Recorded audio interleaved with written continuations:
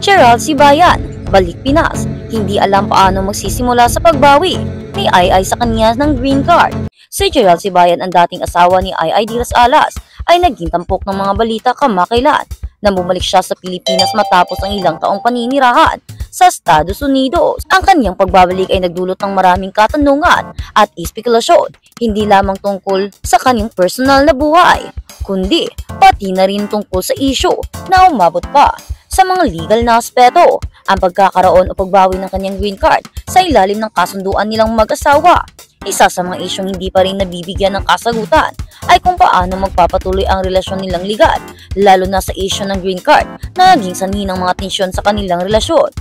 Ang pagbabalik ni Gerald Sibayan sa Pilipinas matapos ang ilang taon ng paninirahan sa Amerika, nagdesisyon si Gerald Sibayan na bumalik sa Pilipinas, ngunit sa kabila ng pag-uwi, tila hindi pa rin siya nakapaghanda o makapaghanda ng maayos sa mga hamon sa kanyang pagbabalik sa bansa. Hindi naging madali ang kanyang transisyon mula sa pagiging isang US resident papunta sa muling pamumuhay sa Pilipinas.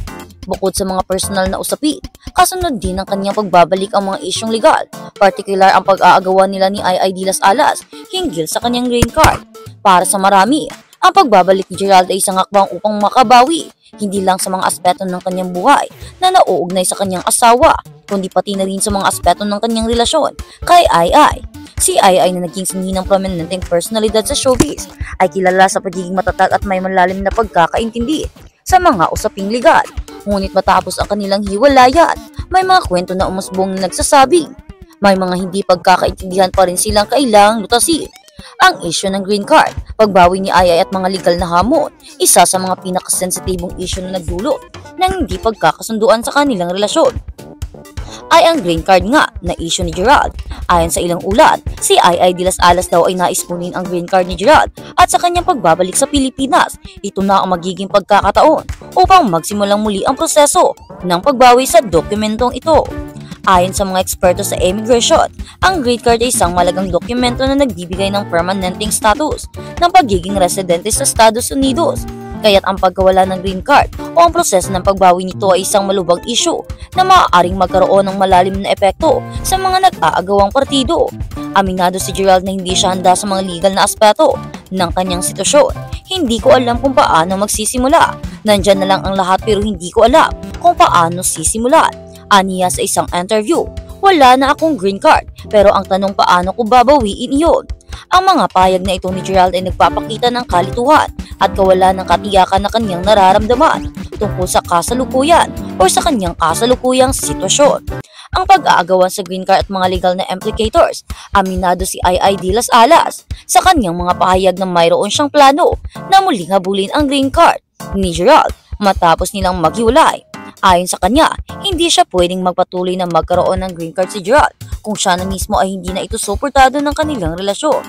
Ipinahayag ni Ai na bilang isang asawa, may mga legal na hakbang na maaari niyang isagawa upang maprotektahan ang kanyang mga karapatan, pati na rin ang mga rights ni Gerald sa kanilang mga naiwang benepisyo. Isang halimbawa na lang ay ang mga legal na hakbang na maaari niyang gawin upang mabawi ang mga dokumento ni Gerald kung magdidesisyon na silang muling maghiwalay. Sa kabilang banda, may mga nagsasabi na maaaring magtagal ang proseso ng pagbawi ng green card at ito ay maaaring magdulot ng karagdagang komplikasyon kay Gerald. Ang green card ay isang legal na dokumento at ang pagbawi nito ay hindi isang simpleng proseso. Kailangan ng mga formal na hakbang at mga legal na pamamaraan upang matukoy ang tamang hakbang upang makuha o ibalik ang green card. Ayon sa mga immigration lawyer, ang pagbawi ng isang green card ay maaaring mangangailangan ng pagsasaalang-alang sa mga patakaran ng Estados Unidos, pati na rin ang mga pagbabago sa buhay ng mga aplikante na nag-a-apply ng mga benepisyo sa bansa. Ang kahalagahan ng pagpapasya sa pagitan ng pag-aasawa at legal na aspeto. Mahalaga ring banggitin na ang isyu ng green card ni Gerald ay higit pa sa isang personal na isyu lamang. Ang prosesong ito ay may malalim na implikasyon sa kanyang relasyon kay Ai at sa mga aspeto ng kanilang kasunduan bilang mag-asawa. Si Gerald sa kabila ng pagiging isang public figure ay nahaharap sa isang hamon na hindi niya alam kung paano susolusyonan ng mag-isa. Sa kabila ng lahat ng mga legal na aspeto ng isyong ito, ang kanilang mga personal na relasyon at mga aspeto ng kanilang buhay ay kailangang maging prioridad upang malutas ang kanilang mga isyu. Ang paghihirap na nararamdaman ni Gerald ay hindi lamang nagmumula sa mga legal na aspeto, kundi pati rin sa mga personal na dahilan. Sa kabila ng kanilang hiwalayan, ang kanilang mga karanasan bilang mag-asawa ay patuloy na may malaking epekto sa kanilang pananaw sa buhay at sa mga desisyon na kanilang ginagawa.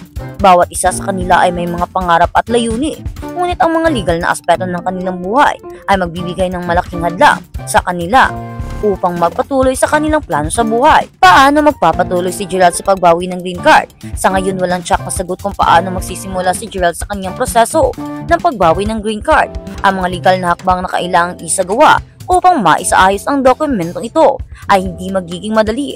Ayon sa ilang mga eksperto, si Gerald ay maaaring maghanap ng legal na tulong upang maayos na maproseso ang kanyang green card, ngunit hindi pa rin malinaw kung paano at kung anong mga hakbang ang kailangan gawin upang magtagumpay. Ang proseso ng pagbawi ng green card ay isang masalimuot na paksa, kaya kailangan mo ng isang eksperto sa immigration law upang matulungan ka, sabi ni Attorney Juan de la Cruz, isang immigration lawyer. Kung talagang gusto ni Gerald na makuha ulit ang green card, kailangan niyang magbigay ng mga tamang dokumento at sundin ang proseso pagharap sa hinaharap. Sa kabila ng mga legal na hamon na kinaharap ni Gerald Sibayan, ang kwento ay isang paalala na marami na ang buhay ay puno ng pagsubok, ngunit may pag-asa pa rin sa bawat hakbang na tatahakin. Ang pagbabalik ni Gerald sa Pilipinas ay isang hakbang patungo sa mga bagong posibilidad, ngunit ang proseso ng pagbawi ng green card ay isang proseso. Ang mga fans ni Gerald pati na rin ng mga taga-suporta ni Ai ay patuloy na nagmamasid sa kanyang mga susunod na hakbang.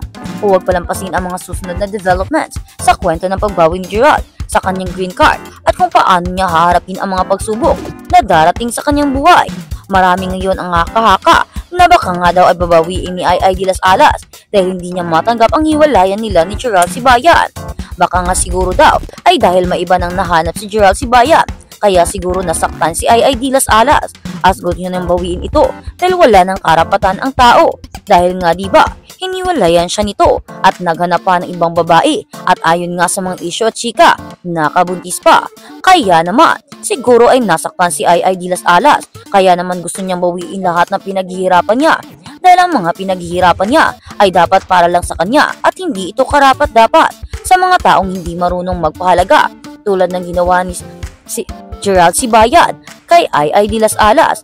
Ang pag-cheat o ang pangangaliwa ay hindi tama sa isang relasyon, kaya naman siguro tama ring bawiin ni Ai ang lahat ng paghihirap niya na ibinigay niya sa tao dahil wala naman ng kabuluhan ito. Dahil nga diba, itinapwera lang ang lahat ng kanyang effort, ang lahat ng kanyang ginawa, ang kanyang pagmamahal, de porket mas matanda siya, ay ganun na lang ang gagawin ng tao sa kanya. Kaya naman, marami sa mga fans ang nagsasabi na si Ai de las Alas ay kanilang suportado, habang si Gerald Sibayan naman ay marami ang nagsasabi na dapat maging aware siya at maging ready sa mga consequences na kanyang ginawa, lalo pat umuwi siya dito sa Pilipinas.